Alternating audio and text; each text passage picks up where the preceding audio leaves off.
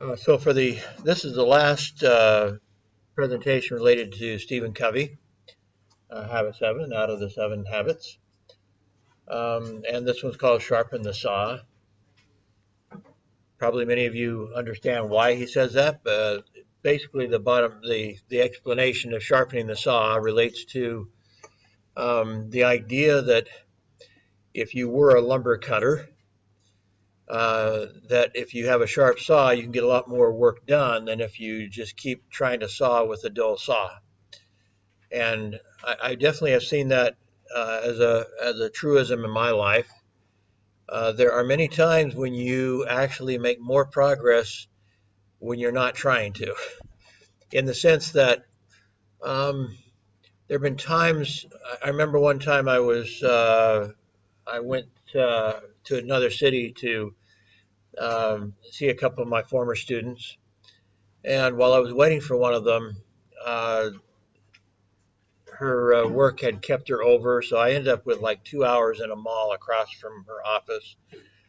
And so at first I looked around the mall and, thought, is there anything I need to buy and whatever.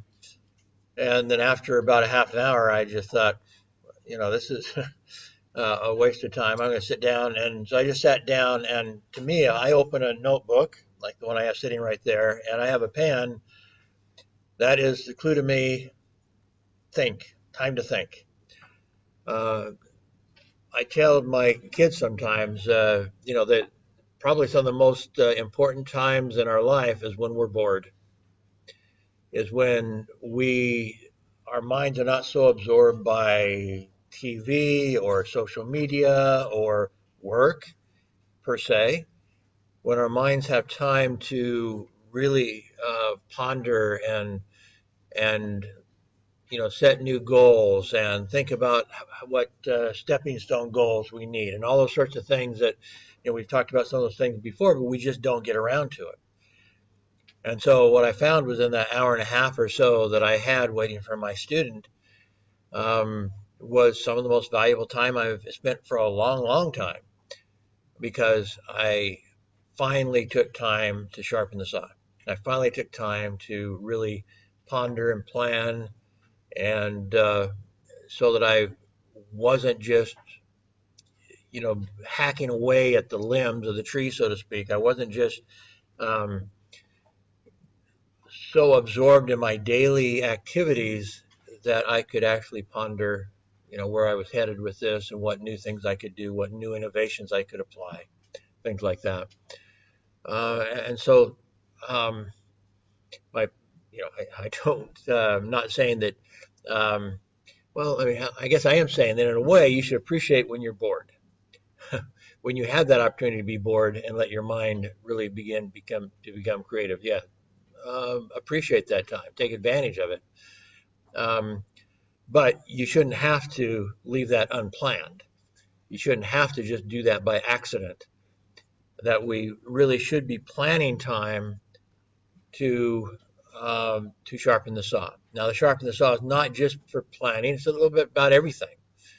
It is improving your skills. Maybe taking a course you don't have to take. I think I mentioned in here before that for me, taking a course on database ended up being extremely important for my work, particularly in marketing.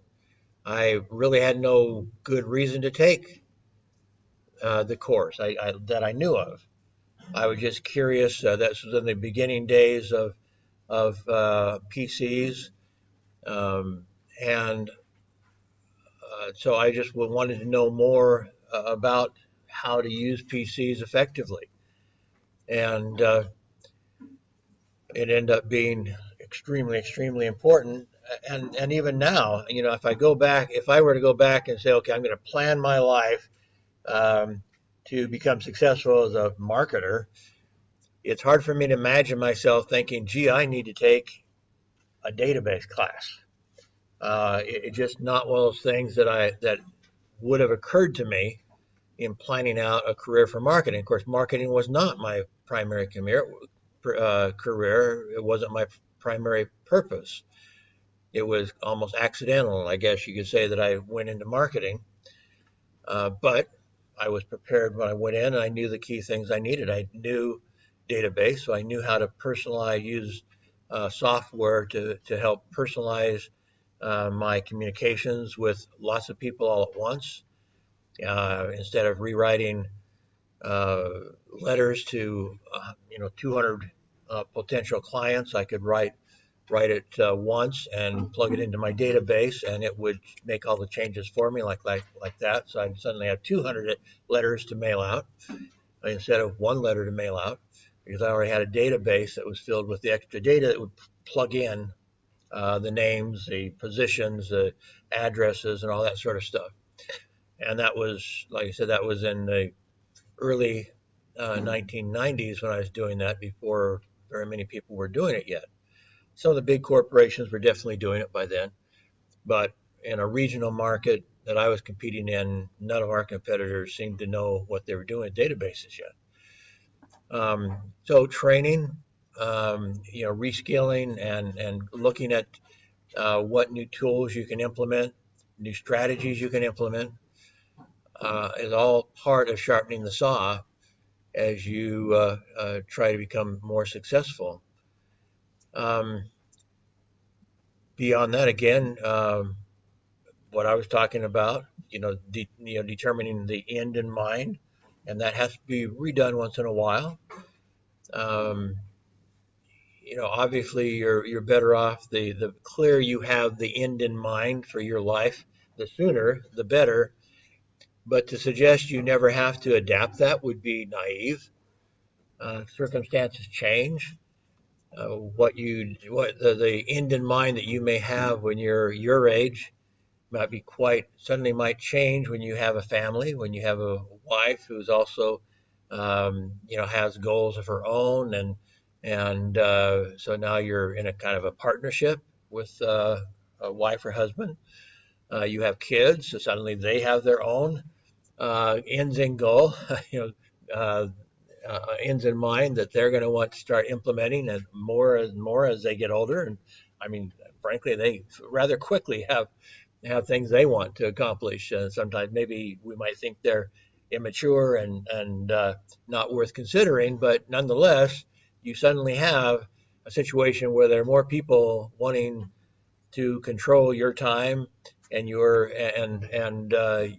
purposes in life and so forth, and you have a new role, like Dr. Covey talks about a lot, is that the same 7 habits that are implemented in achieving success in business and corporate life or whatever, the same 7 habits he teaches for that are implemented in achieving success in a family, or in other organizations and non-government organizations and charity work you might do, whatever it is that you find important. The 7 habits can be extremely helpful in achieving success in those things. So um, again, knowing what the end in mind is something that you may start off with just yourself, then you have a family, you set up an end in mind for them, then you have a corporate position, you have an end in mind for your corporate work, you become involved in a charity, you have an end in mind for your charity. Your life goes on, and you have new goals and new interests, new concerns, and you have to replan and determine how to reallocate your time too. So that goes into habit 3, is uh, begin, putting first things first. Well, your first things first, your first things change. They definitely change as you go on, and like I say, build a family and get involved with things besides just your work. And your work position also changes, because you start off a grunt down the bottom doing all the dirty work, and then pretty soon, after a while, after 10, 20 years perhaps, suddenly you're the manager, and your end in mind has to change as you advance in your careers. So um, that all changes. Um, you start considering the different um, potential partnerships you could have in business or in other situations. Those partnerships, those relationships change, and so habits um, 4, 5, and 6 become important. What is a win-win situation that I can pursue right now? Well, the win-win situation you can pursue now is not the same win-win situation you could pursue a year ago, because that changes. Same thing with habit 5.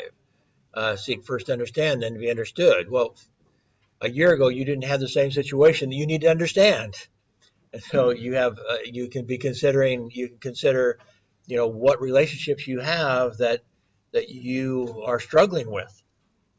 In one of the videos that I want you to watch this week, Dr. Covey is giving an example of that, where one of his friends was struggling with his son, um, and trying to help his son to make better decisions and so forth, and how much he had to struggle with understanding his son and getting his son to even accept that the father was really interested in understanding, and how to rebuild a relationship that had started to crumble in that family. Well, again, a year or two before that, the relationship might have been fine.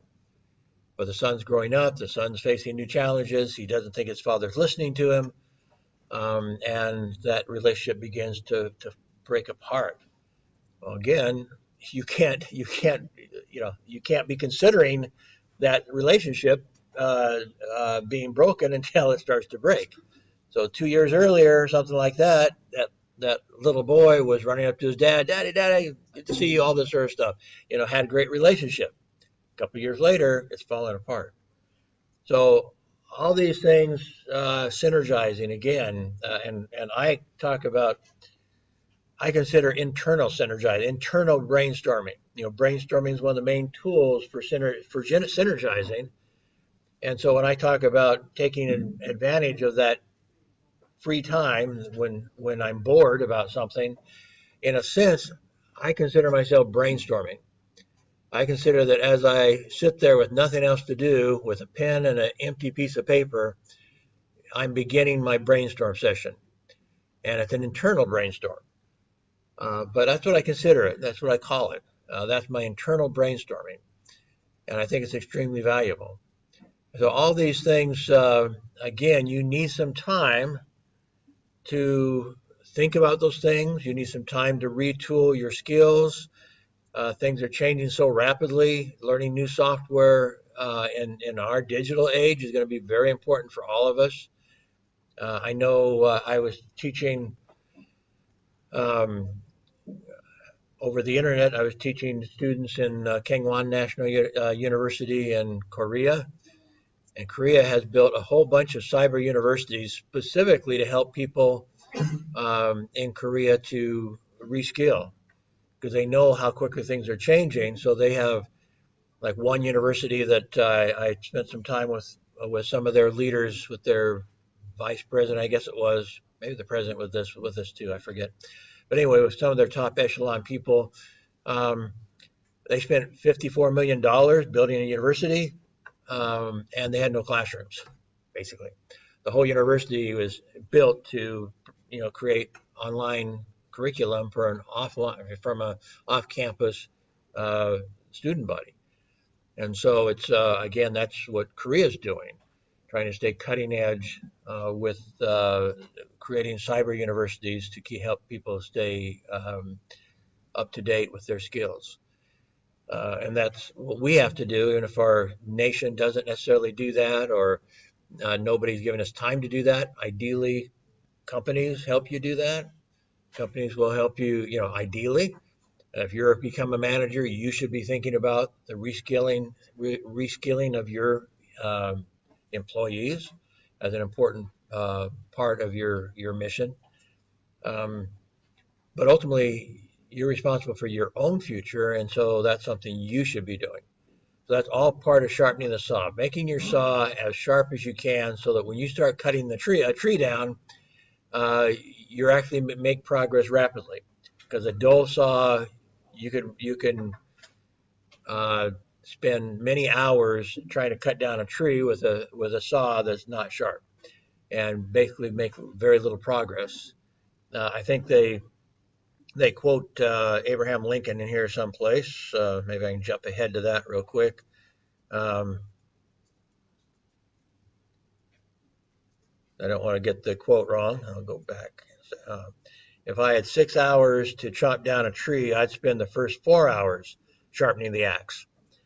Abraham Lincoln was one of America's greatest presidents, and he did live out in the backwoods. He built log cabins and all that sort of stuff. So he knew what he was talking about when it comes with sharpening an instrument with which to cut trees down.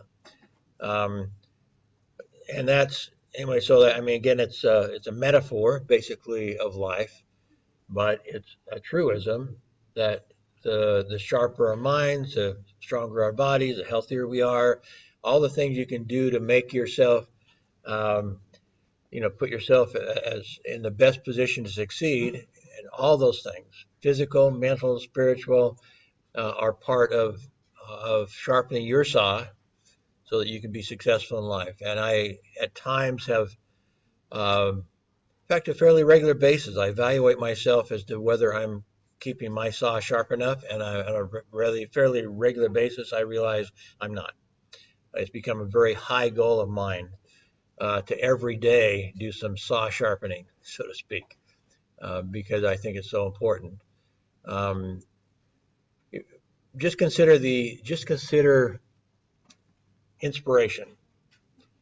When you feel inspired to do something, when you have this great idea, what's that worth?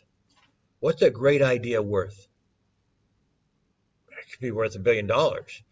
A great idea is worth a lot of money. But if you don't give yourself some time to think great ideas, you just that those pass you by. And so if you just think about it, even from that one perspective, what is the value of a great idea? You don't have great ideas if you're so busy with the little things in life, working, working, working, working, working, and never sit down and think, let your mind think of a great idea. Um, I think I shared with you some time back, um, can't try to remember in relation to which habit I talk about it. Might be habit 3. I don't remember now. But anyway, there was a book that I read a number of years ago. Was by the president of American Business Society, and you may recall I mentioned that his routine is to program his mind to help him come up with great ideas.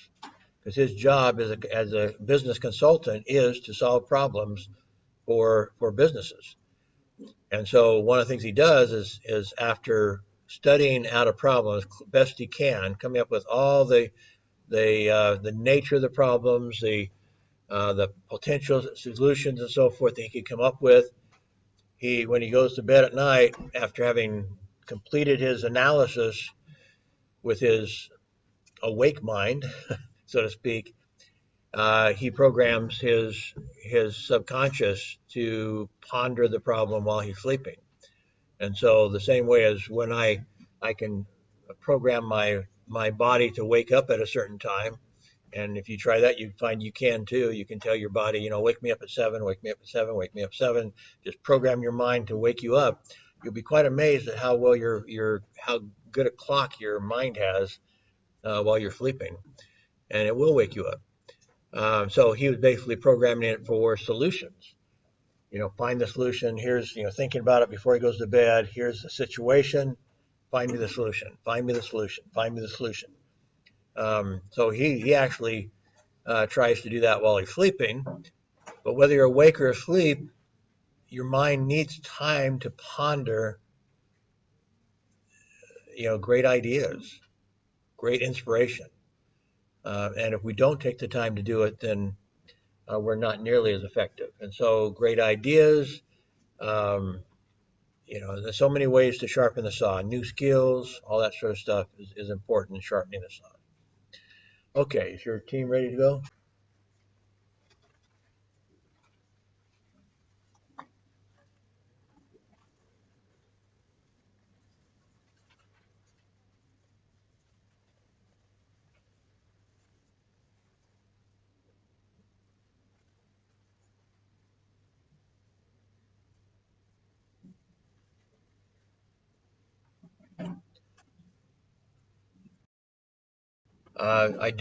I would like a copy of your PowerPoint, not just I want the electronic copy so I have it ready to show. I want a printed copy. Again, six slides to a page is fine, so I can take notes on that. That's my preferred way of taking notes, is so I can see the slide that I'm responding to. So be sure to do that. Uh, be sure to the group did their questions. Remember to do questions. All the teams. I would say do try to. This teams was kind of hit and miss a little bit. Some of them were too easy. Don't make them too easy. There's no point doing a question. If you could answer the question without listening, then there's no point in doing the question. So make sure the question is challenging enough that people have to listen to come up with the answer. Um, anyway, I guess maybe before I go to that first video, just kind of a reminder of some of the stuff we've been talking about is that we want to look at life a little differently.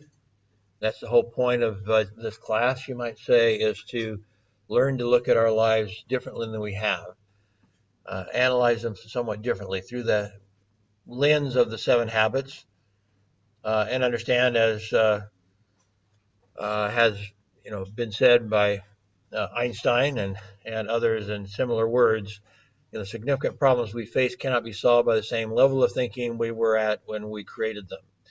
And so we need to find new ways to explore, analyze, and solve problems. And the seven habits are among those the best ones created to do that. It is based on, again, principles that Dr. Covey believes are I'm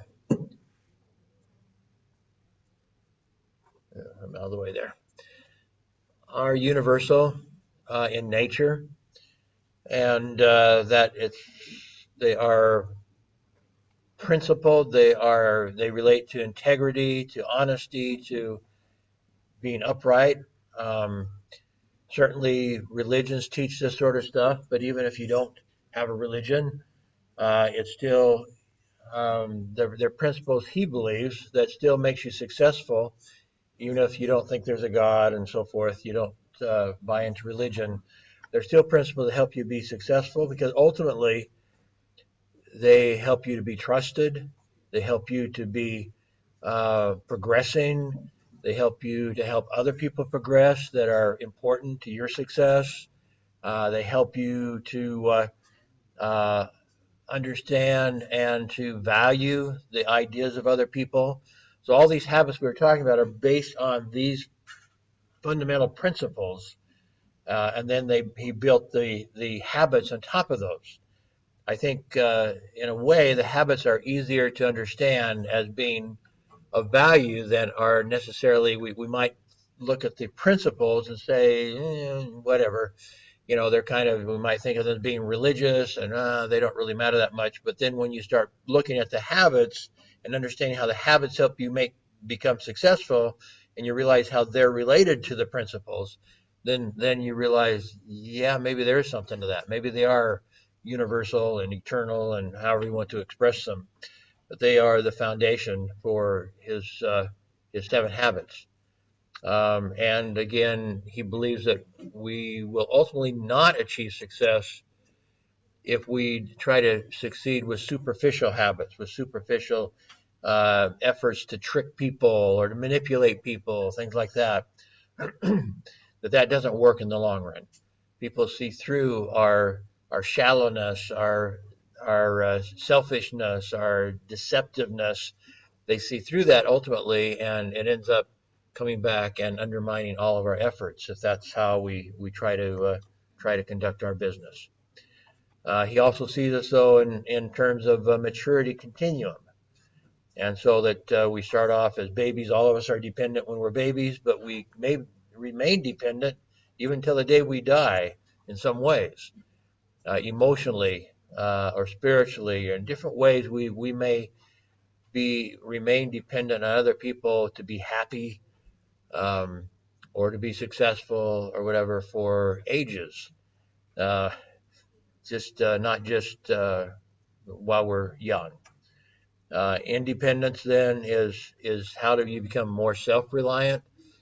Um, but as we've talked about before, interdependence is the key to most success in life. The highest levels of success is learning how to work with other people, and so that's important to remember because many of us, including myself, um, I tend to think of success in very um, individual terms, independent of other people. Um, and that isn't the best way to achieve success. Okay, so going back into this. So again, this one is the one I think is most important, so I put it as the first one, but we're not going to watch it. This one you need to watch at home. If you pick it up at about the 58-minute mark, then and go to the end, it's about 30 minutes that I would like you to watch on your own as homework.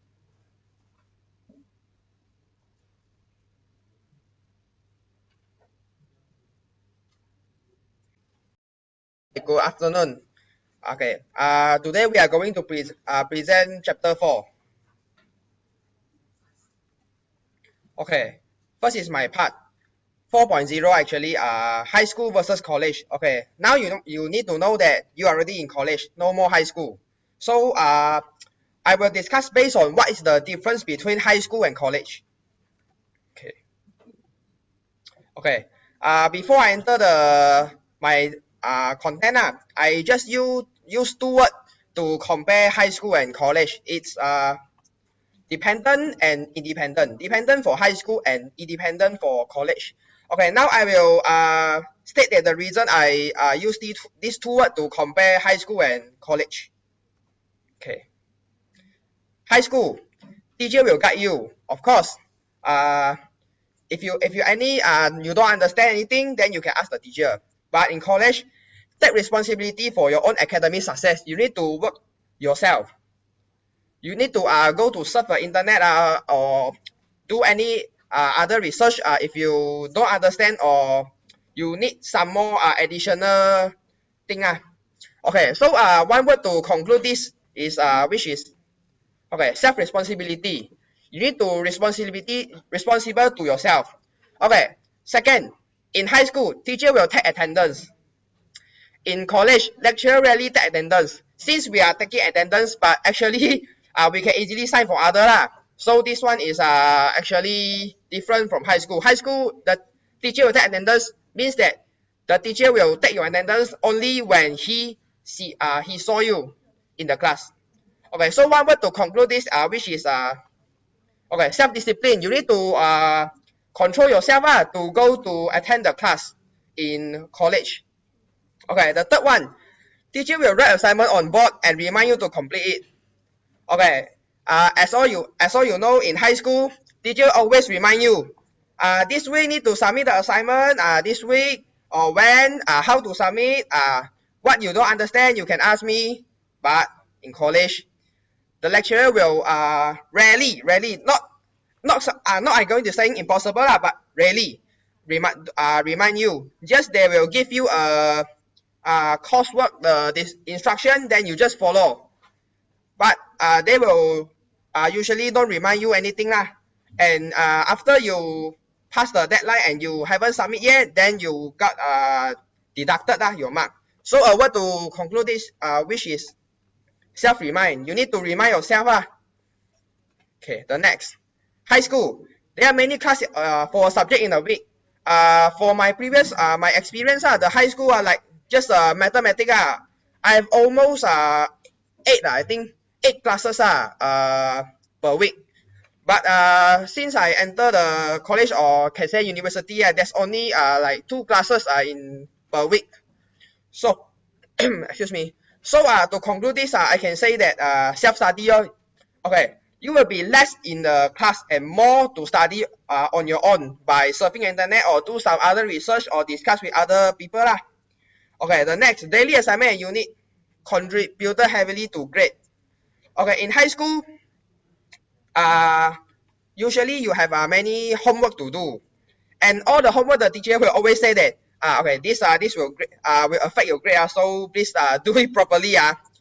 Okay, And also teacher will offer extra credit opportunity to you lah. So means that if the whole class don't do well, then they will say, okay, I will add one more assignment or do one more time quiz for you to improve all your mark lah.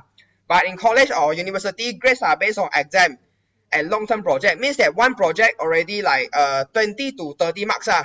So a little bit mistake will drag the whole grade down.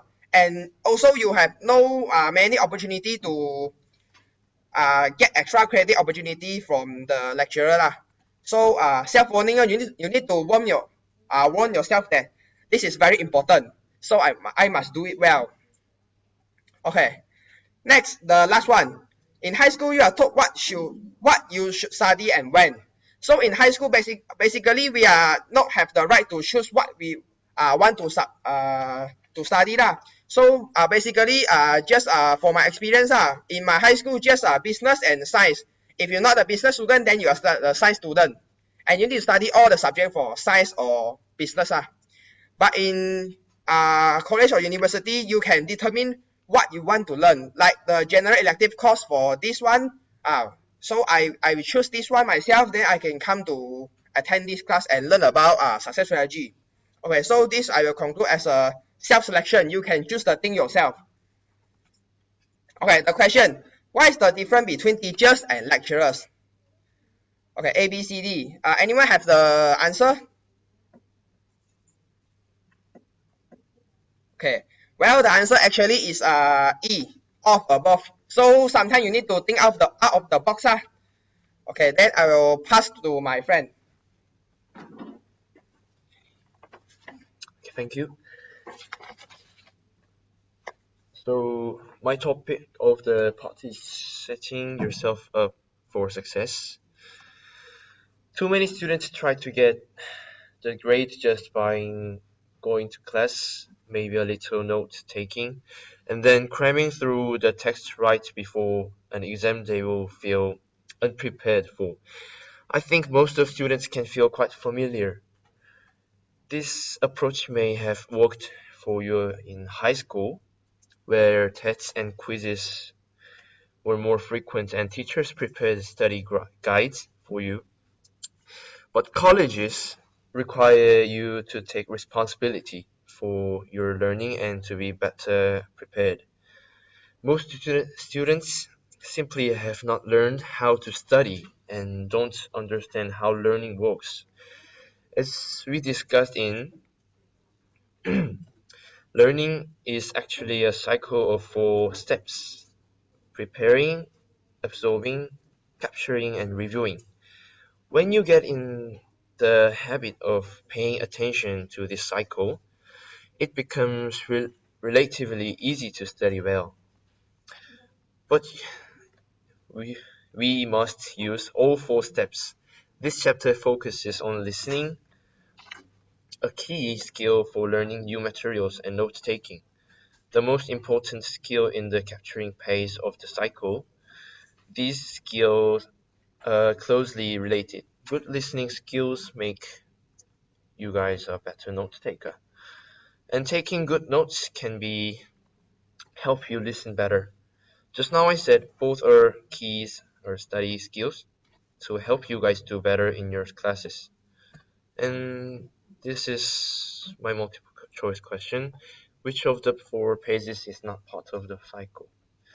And I know you guys will not answer, so I will say it directly. Then the answer is number 3, asking. And next, our mate Choling will continue our presentation. Thank you. Hi, good afternoon, everyone. My name is Chin Choling. I'm going to talk about 4.2. Are you ready for class? Here's some tips for you ready for class. First, get your brain and body ready to learn. You need to get at least 7 to 8 hours to sleep per day and get enough rest. Research show that enough sleep and rest help you to protect and strengthen your memory. Second, pre-lecture prepare. Review the lecture notes for the week. Read the chapter title, objective, and the summary of the notes. Skim the chapter by reading the subheading and the summary and the content under the subheadings. Third, you have to take notes when you in the class. This will help you to keep more engaged during the class. You need to take the notes by using the way that works for you. Last but not least, you have to pay attention in class. Do not multitasking when you are in the class. For example, you are playing your phone when the teacher was having class in front. So you must stay focused when the teacher was teaching in front. Now, I want you to ask yourself, what do you get from the class? Do you have a plan for your own learning? And do you really ready for the class? And now here is a question for you all to think. Which of the tips ready for class is incorrect? A. Study the lesson before class. B. Pay attention in class. C. Get enough rest and sleep. D. Do things that not related to class. And the answer is D. You are correct. Now I pass it to my friend. Thank you. Good afternoon, everyone. My name is Chisomo Mutelo. Good afternoon. So you are listening. All right. I'm going to be talking about listening skills in my presentation. I'll focus on these three things: the principles of active listening, strategies for effective listening, and how to ask good questions. Listening is nothing more than purposefully focusing on what a speaker is saying with the objective of understanding. I will be focusing on these three, as I just said. Principles of active listening. You have to focus on what is being said. Give the speaker your undivided attention. Clear your mind of anything else. Repeat what you just heard. Usually in class, we feel shy to ask the lecturer to repeat what they said. But this will help you listen better because it's active listening. You can't stay docile in class. Ask the speaker to clarify if you did not understand. Don't assume that maybe you already know, or maybe you review it back at when you're studying. You just have to ask. Pay attention to non-verbal signals. For instance, when the teacher is talking about something important, they may use hand signals and move around in a way that will let you know that this is serious or this is not really that serious.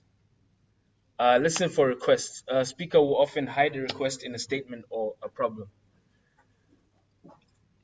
Strategies for effective listening. Get your mind in the right place.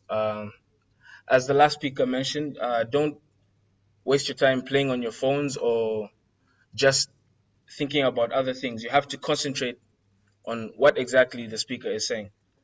Get yourself in the right space. I'm not sure about it, but people have different experiences with this. Some people, when they sit in front, they can get a better experience with learning. Some people, they still get the same effect even when they sit at the back. But it's been known that when you sit in front, when you have eye contact with the speaker, you listen better in a way. Look for signals. I think I mentioned that one before. Listen for what is not being said. This one is quite important. For instance, if a friend tells you, I hate math, they might be telling you that they need help in mathematics. Even other speakers may also use this kind of thing to communicate. Sort out the information, take notes, and ask questions. Now, how to ask good questions. Be prepared by doing assignments, because if you do the assignments, you have a better idea of what is being spoken of. This is in class. So you ask better questions if you already understand what is being spoken. Position yourself for success. This is also about positioning yourself, like in class or wherever you are. Don't wait. Don't wait for the speaker to ask you questions. You have to take initiative and ask the speaker for questions. Don't wait until the end of class, because if you wait until the end of class, you might not have time. The lecturer might not have time to answer your questions because it's time up. They also have things to do. And in a lecture class, write your questions down, ask specific questions, and don't ask questions for the sake of just asking questions. Now, this is a question I'm going to ask. The following strategies that can help you listen effectively, except one. Which one is not an effective strategy for effective listening?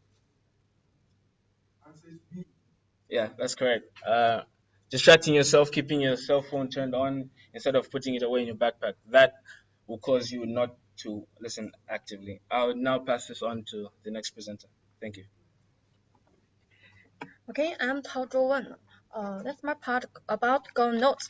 Go Note is based on the listening part, and we suggest four methods to have the note taking: list method and outlines method, concept method, and Cornell method.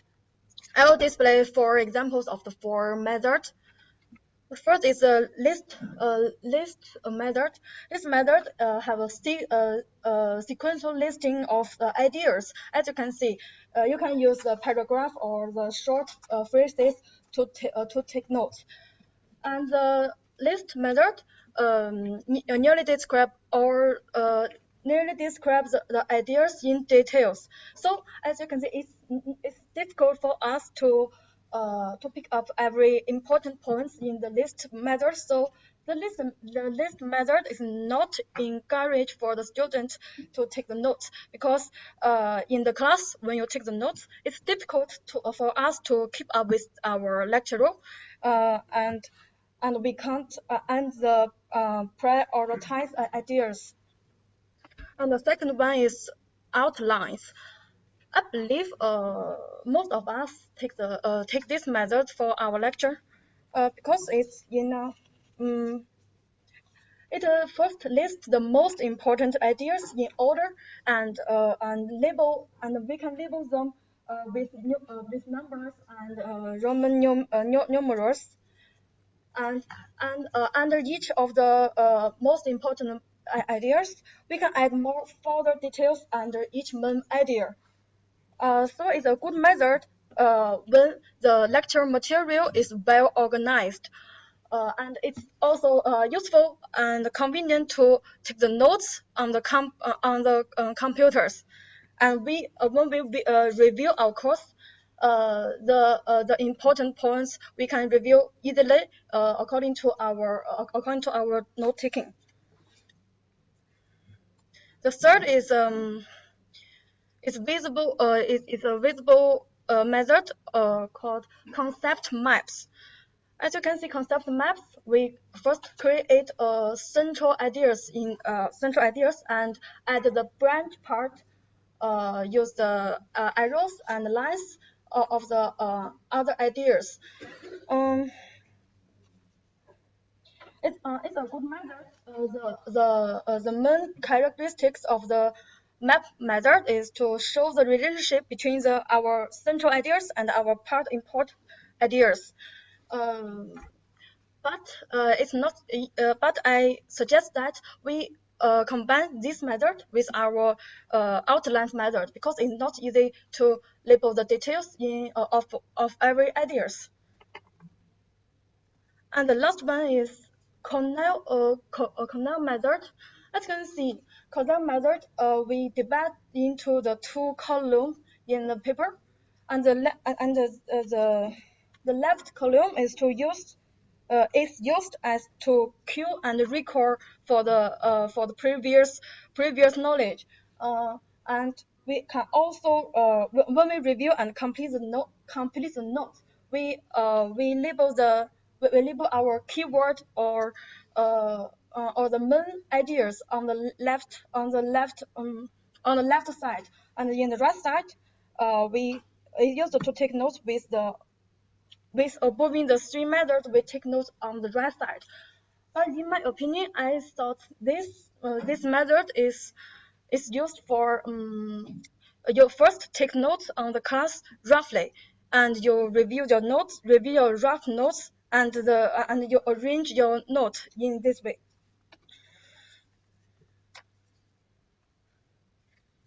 These are general tips on note taking. there are 12 tips I display, but I have 6 points to emphasize. One is no need to capture everything in the class.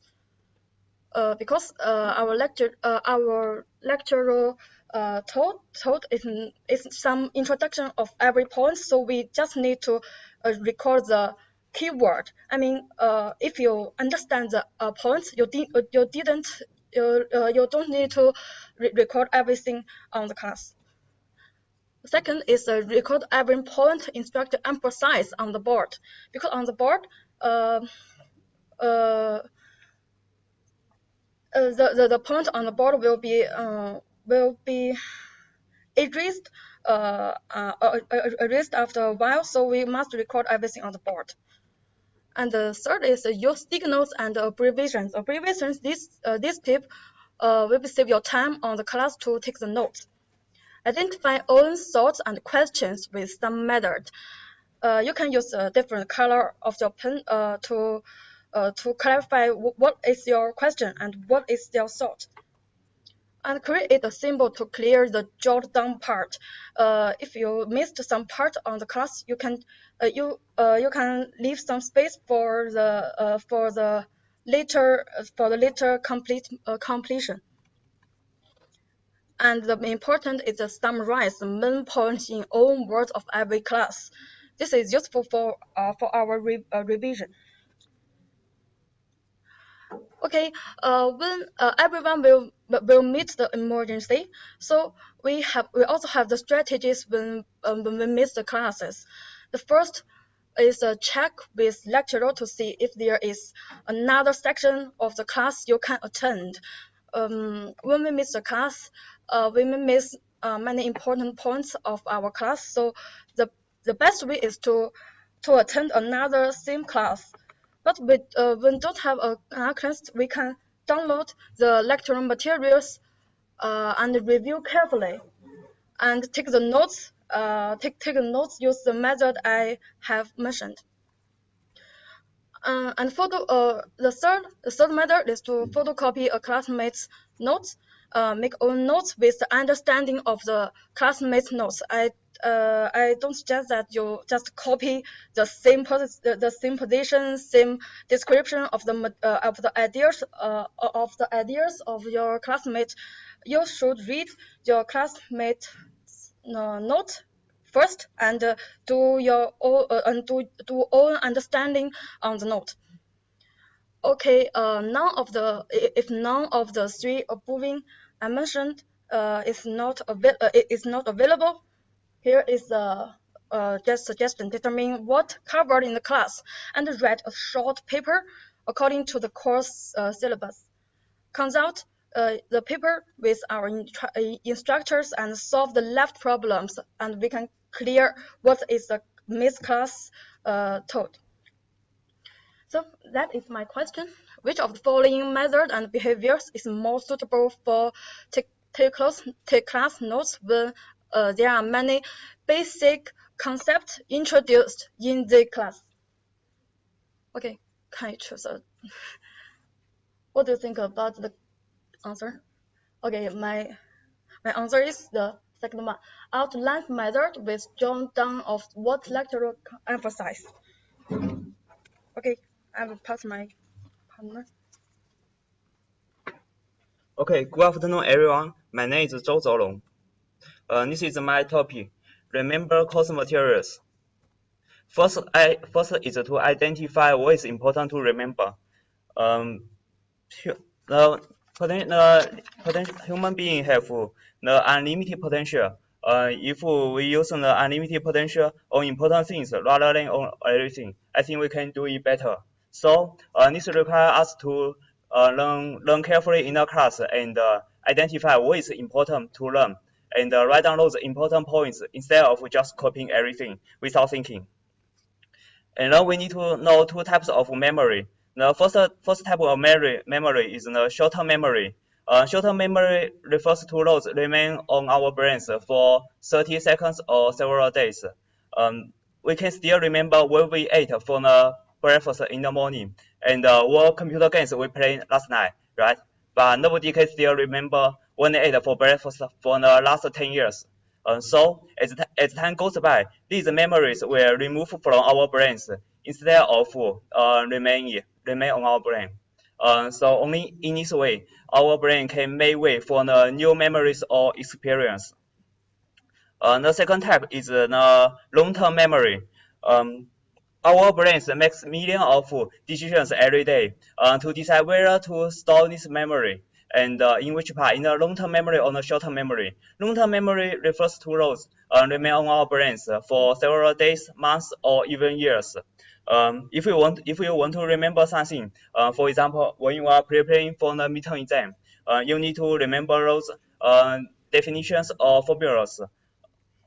And anytime our brain will make connection between the cells and allow you to remember them.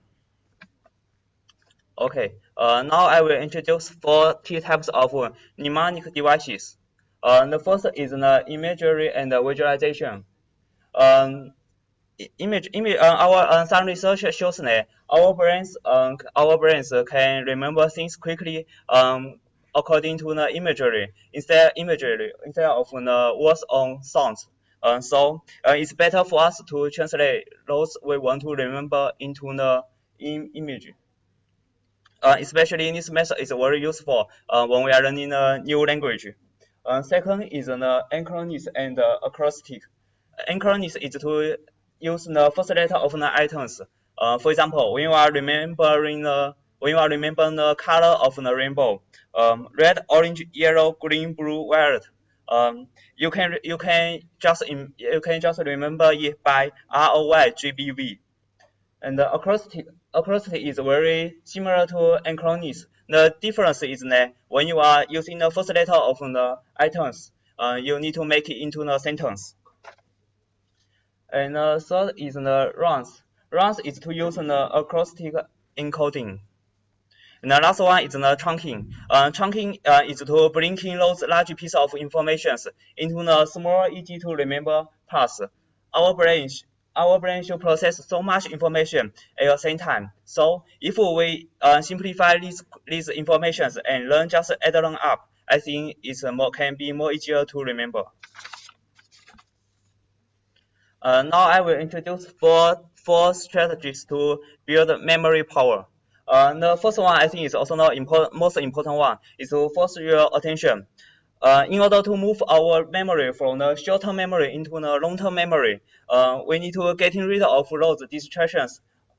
Especially when you are surrounded by those noisy children. So I have a suggestion. Why not go to the place why not go to the place free of distractions, such as the library or coffee house.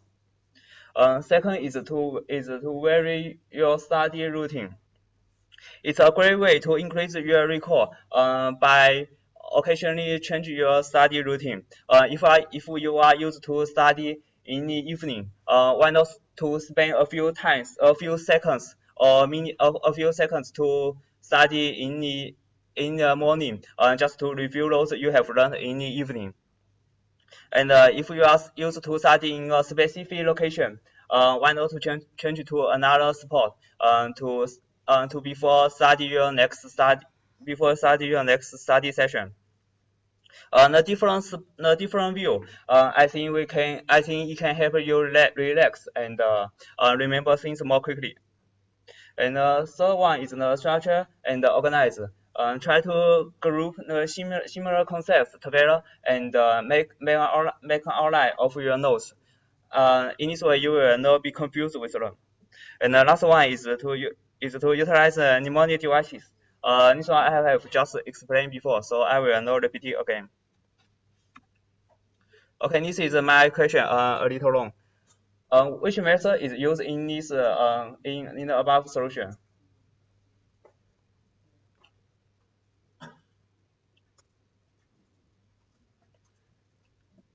So anyone know answer?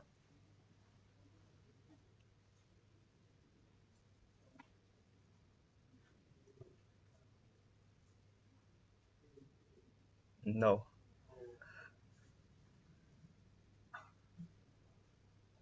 Okay, the answer is B. Okay, my partner will end with conclusion. Okay. Last, allow me to talk about the conclusion. Okay, just a short paragraph. Okay. College is an evolution from what? The one I mentioned when I start to talk. Dependent to independent. Yes. Let's learn how to listening, then okay, taking notes and remembering. Just now my group mate says to achieve. Okay. What's the name of this course? Success, right? Okay, success in your college life. So, are you ready for the class?